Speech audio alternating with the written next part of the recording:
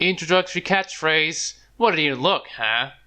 Anyway, some shit about Midtown Madness or whatever this is called.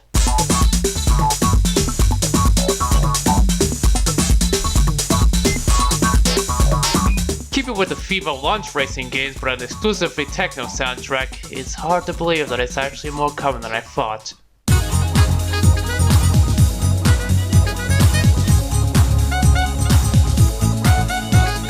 The PS2 was, and still is, a majestic piece of hardware that has a lot of amazing games in its lifetime and a few secrets and exploits still being discovered to this day.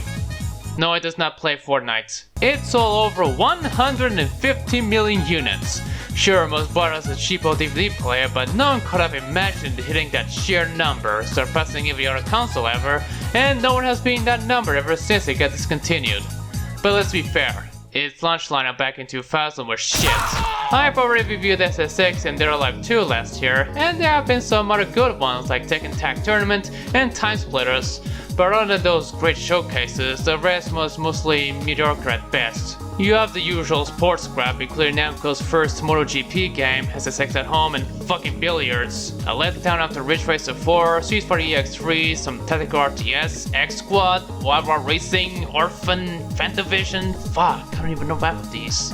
I wouldn't say it was god-awful. It was better than the PS5, which only had 2 exclusive, one of them being a remake for the PS3 game, and shit that you can buy on other systems as well PC. But it was really so-so. Still, like I said, there's some diamonds in the rough, so join me as I cover another classic launch title. Join me!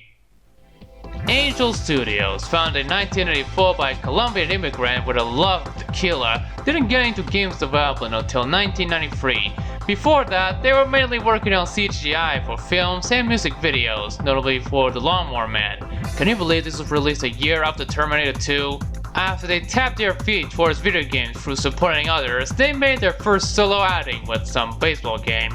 But after that, they made some memorable titles such as the impressive N64 port of Racing 2 and the Midtown Madness games. And then they made the game that put the studio on the map.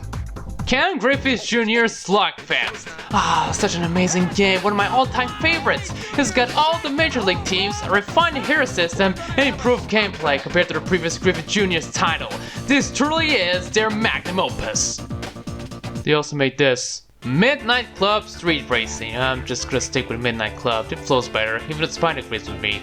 Published by Rockstar Games, it was of course a launch title for the PS2, released a year after Midnight was disbanded, if to be believed, a month after Midtown 2, and on the same day as Angel's other launch title, Smuggler's Run. Calm the heck down! I had vivid memories of the game. I played this game as a young child at my uncle's house, and that flipping menu film stuck with me for a long time. So there's a box art, a Mazda MX-6 and a Toyota Supra racing while being chased by cops, or at least a singular cop car. It is such an iconic cover that I tend to forget that the game doesn't have any real cars in it, just parts manufacturers and a few others. Midnight Club, brought to you by Dr. Pepper. Sorry for this messy ass box, I can't take out the platinum border around it, I tried. Wow, look at this basic ass menu. Not gonna lie though, it's great looking. You can either start a career or go to arcade mode, and you can already tell this game is horribly dated. But since all the races are locked, it's best to be career mode first. For presentation, even in the year 2000, there are better looking PS2 launch titles than this, Ridge Racer 5 for example. I don't know, there is a bit of a cartoony look with the graphics, it almost looks cel shaded. You don't like Forza 2 when played at 1080p, I'm pissed off about that review. Audio is decent, although you get really annoyed and tired of the hookman trash talking you and telling the cops are chasing you. What do you call that thing? That ain't a car, you're a loser waiting to happen. You know what, your mama teach you to drive? Huh? Very chivalrous, I'm sure. Man, you're in real trouble now. I'd rather listen to the skeletons from Daggerfall, thanks.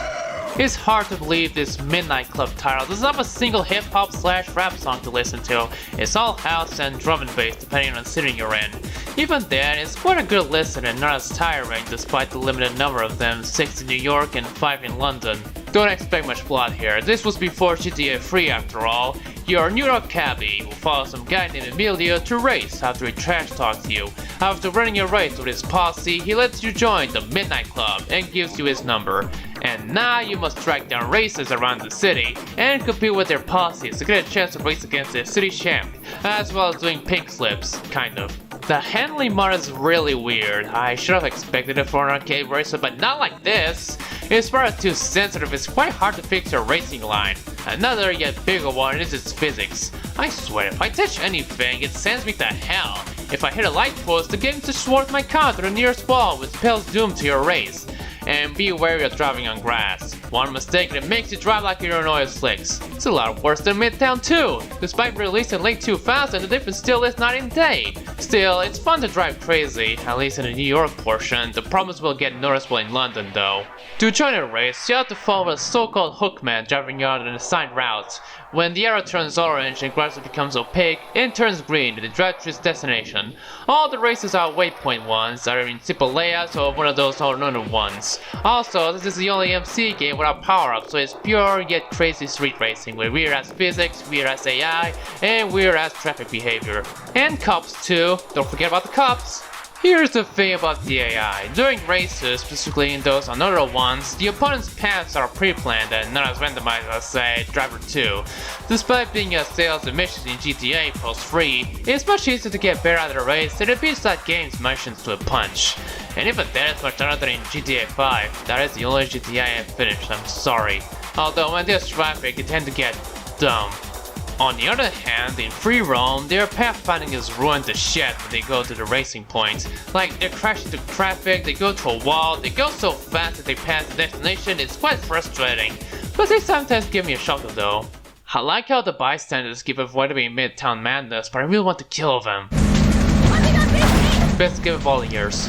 After winning enough club races, Kareem arrives and is available to race. And this is where the difficulty gets ramped up considerably. For one, he drives around the highway and is really fast. It's almost impossible to follow him with your available cars. You have to be lucky to make him drive to the destination. Then there's the race. Oh boy, another waypoint race, my favorite. Firstly, I had a hunch that I can drive around this path. I mean, it looks like so. Then Kareem turns out the second intersection after the third checkpoint and I was oblivious throughout the race.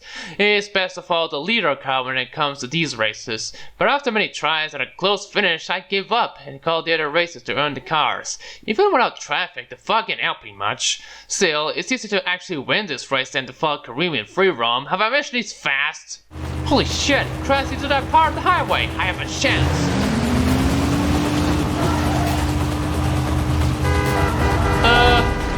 Guys?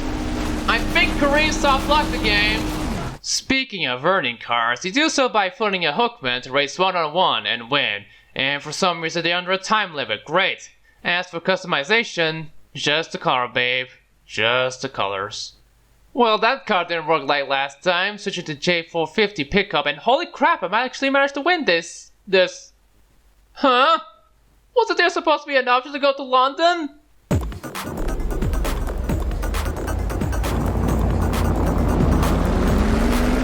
I won the race, but it won't let me progress because I switched cars to the tongue set race without going to cruise mode. This game hates me! Yeah, with the addition of the quirky handling and physics, plus the AI being harsh on you, this game is notoriously buggy. From cars just falling off the map to AI just skim the playable boundaries to, well, what just happened here? And let me remind you, if you didn't saw that shot of me holding the platinum box of the game, I'm playing the platinum version of the game. Now, the greatest hits in the US tend to have glitches fixed from the original copies. Take for instance Spyro on the PS1. The missing music for the Midnight Mountains levels and final boss got fixed back in, as well as the spike cutscene. While the Platinum Power revisions don't have the music fixes, it still has some stuff fixed. The revisions in Midnight Club didn't fix the issue though. Other than a few texture swaps in the London map, it still plays as is and it pisses me off a lot. At that point I was thinking of giving up and make the reveal with what I have, but I decided to press on. I followed Kareem to his destination with the pickup and actually win the race after a few tries. Hooray! Here's a trophy. Now off to Turf Island. At first, I thought Angel just transferred London from Midtown Madness 2 since this and that were released a month apart. But it turns out they just made a new map for this game. Compared to how linear and square New York is, London is more curvy and tight. Honestly, racing in London is not recommended in real life, but hey, car culture there used to be fantastic. Oh, those French cars looking ridiculous as heck. The cities have shortcuts and passageways not seen on the maps. It caught me off guard when I saw the last check button and the finish in this race. Oh crap, I have to do the wrong route here, I thought.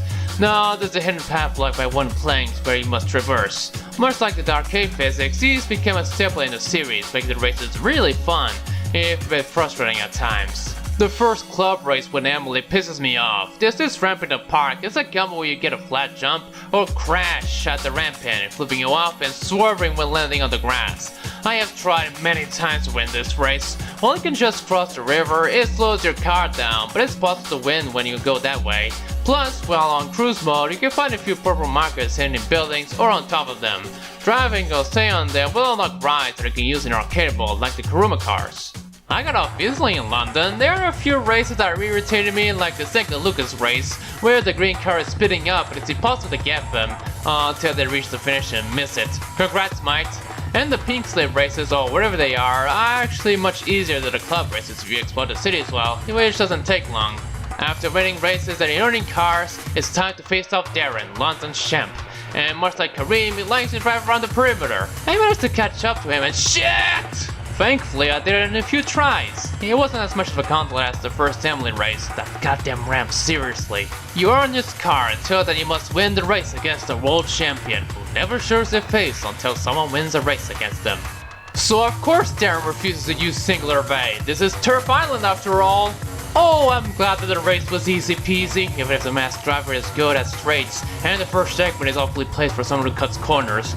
Regardless, I won the career mode, and it turns out she's a woman. Well, now you've made a political angel. After that, she gives the keys to her car, and that avocado controls like shit. All that's left to do is arcade mode, where you can unlock other cars, like the traffic and cup ones, as well as doing capture the flag stuff, but, well... Hold the Raven, nevermore. I gotta be honest with you, I didn't like the game, but at least it's not a secret car like Here Comes the Pain, so I'm safe.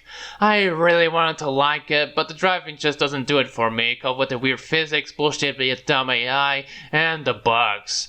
Basically an underwhelming first entry, much like most series. Sure, it has its fans, but you're better off playing any of the sequels. Nevertheless, Midnight Club sold over 3 million copies as of late 2003, and Rockstar was impressed by how Angel Studios handled it. So impressed, they bought the studio, and renamed them Rockstar San Diego. Oh shit, call dice!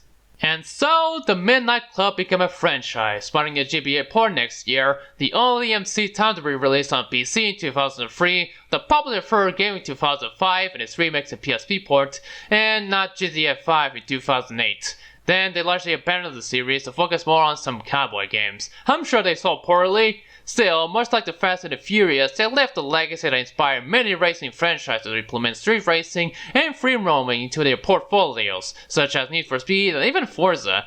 Without it, I don't know what would happen if these didn't exist, but at least I would never hear the East Siders in my life.